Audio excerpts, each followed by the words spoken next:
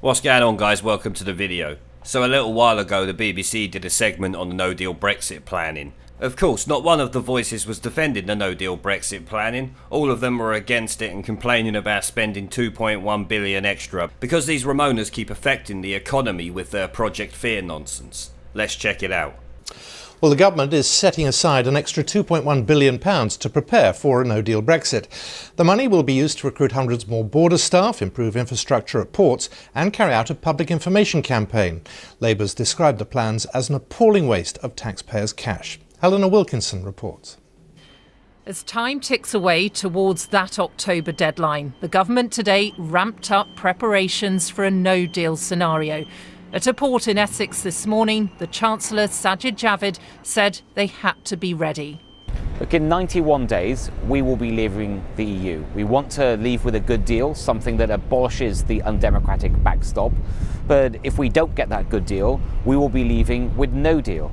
And since I have arrived at the Treasury, I have turbocharged our preparations, both at the Treasury and helping across government, to prepare for no deal. Not because we want it, but we have to be prepared because we will be leaving on October the 31st. The Chancellor has announced £2.1 billion to go specifically on no-deal planning, on top of the £4.2 billion of Brexit preparation money already allocated when Theresa May was in charge. From the money announced today, £344 million will be spent on upgrading border and transport infrastructure. More border officers, 500 of them, will be recruited. Another £434 million will be spent on making sure vital medicines are available. And £138 million will go on a public information campaign. The previous Chancellor had already committed £4 billion to prepare for Brexit, whether that be with a deal or without. What I think the current Chancellor is doing is really buying an insurance policy, which is if we do end up with no deal at the end of October, we will need to have made some preparations. In the end, we might not need that insurance policy, in which case a lot of this will have been unnecessary. But if we do need it, we'll be glad to have spent it. Though how much we can actually achieve in 3 months, I think, has to be open to serious question. The money announced today comes despite Boris Johnson's suggestion that the chances of a no-deal exit from the EU are vanishingly small. The Shadow Chancellor, John McDonnell, says preparing for a no-deal scenario is an appalling waste of taxpayers' money. And the watchdog, which looks into Parliament's spending, says it'll look into whether today's cash announcement is value for money. We've got to call it out for what it is. This is bluster. It's megaphone diplomacy to Brussels, spending taxpayers' money like water to do so. And we will be looking very closely to see what the taxpayer gets from this. It's the British taxpayer that's funding it. And actually, if it's just money, you have to prepare for no deal. But if that's still on the table, that's a political choice. So it's irresponsible to prepare for the political choice, but it is a lot of money, and I don't know, and I'm not yet to be convinced that this will actually deliver anything long-term and meaningful for the British taxpayer. With 3 months to go until the deadline, the new Prime Minister and his team are once again sending a clear message to Brussels that they're serious about leaving on October the 31st, with or without a deal. Helena Wilkinson, BBC News, Westminster. Well, Labour have described the government's announcement as an appalling waste of taxpayers' money. Here's the Shadow Treasury Minister, Clive Lewis. I think most people listening to this news will wonder where that £2 billion come from.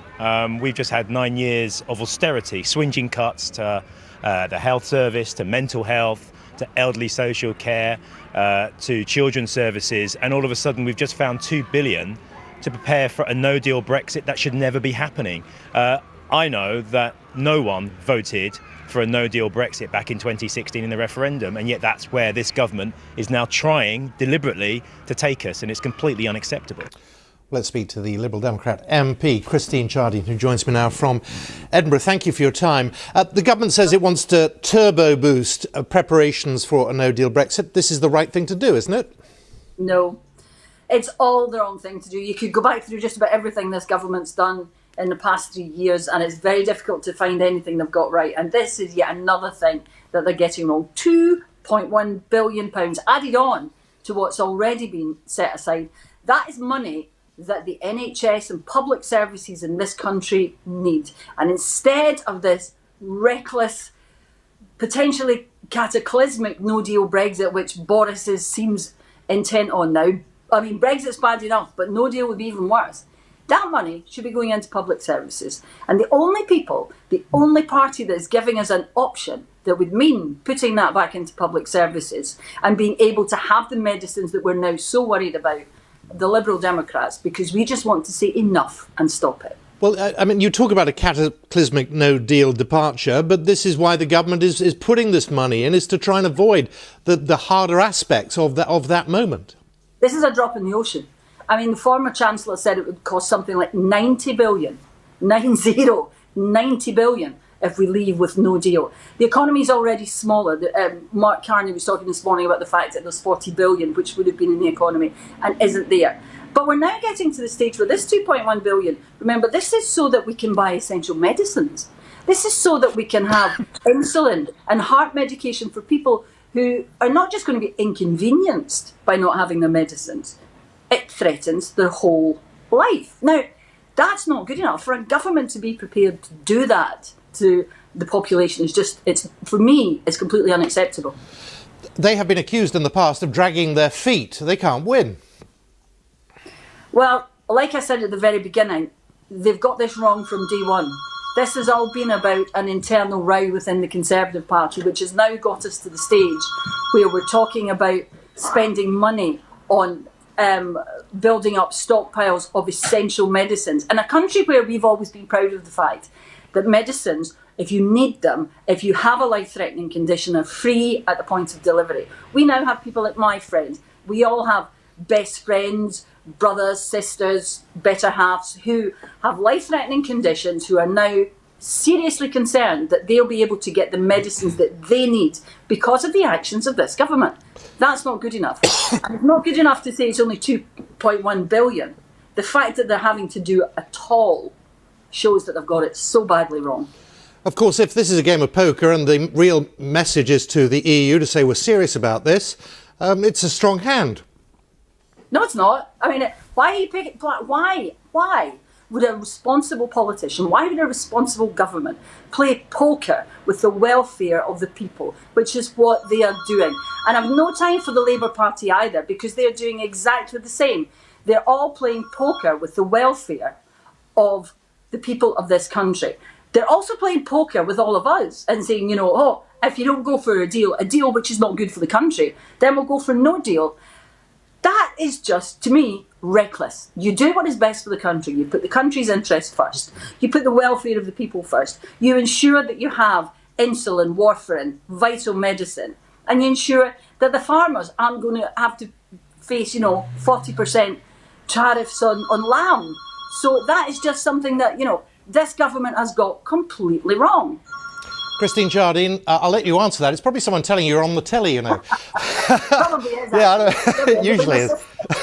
Christine, thank you very much. Christine Jardine there.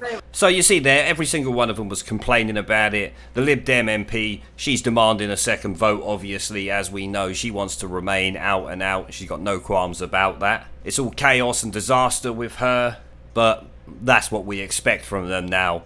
I'm surprised Jo Swinson weren't on there telling everyone how she would ignore the Democratic vote 100 times if it went the opposite way to what she wanted. I mean, the Lib Dem cumbucket even tried to blame Boris Johnson for what's happened over the last 3 years, claiming this government has done this and that. When, no, this government's been around for about a week. The government before was the Maybot government, who we all know was a traitorous fuckpig. Philip Hammond refused to get businesses to prepare for no deal. So now we have to put extra money in to make it happen. This is called common sense when people fuck things up, you idiot. She actually claims the whole 2.1 billion is for medicine, when actually less than 25% of it's for medicine. So that's an out and out lie. The BBC host should have called her out for it. So anyway guys, I'm going to end the video there. It was just a quick one to bring you this. Let me know what you think down in the comment section below. Remember to like, subscribe and share this video as it helps the channel a lot. And I'll see you all in the next one.